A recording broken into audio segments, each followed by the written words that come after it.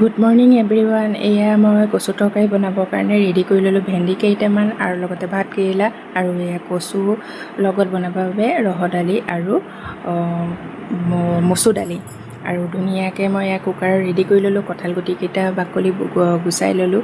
কঁঠাল গুটিৰ সৈতেও খাই ভাল লাগে আৰু লগতে মই গৰম পৰিছে বোলো জ্বলা আৰু টেঙা দি খাওঁ বুলি, আৰু গৰমত এনেও কচু খাই ভালেই লাগে টেঙা দিলে। আৰু এয়া মই নহৰু কেইফুটমানো থেতেলিয়াই ল'লোঁ আৰু ধুনীয়াকৈ তৰকাৰীখন মই তেল মাৰি লওঁ অকণমান দালি দি। নহৰু কেইফুটমান, জলকীয়া, পিঁয়াজ আৰু দালি অকণমান দি পেলাই এতিয়া এইখিনি মই কুকাৰত ধুনীয়াকৈ ঢালি দিম আৰু একেবাৰে শেষত ভেন্দিকেইটা দি দিম, কাৰণ আগতীয়াকৈ ভেন্দি দি দিলে বেছি সিজি গ'লে খাবলৈ ভাল নহয়।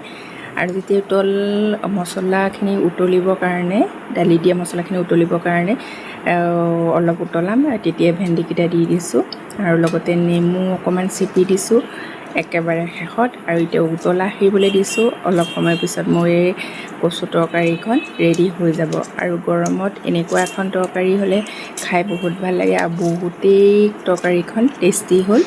আৰু এনেদৰে খাই মই ভালো পাওঁ আৰু গৰম পৰিলে প্ৰায় এনেদৰে খোৱা হয়ও।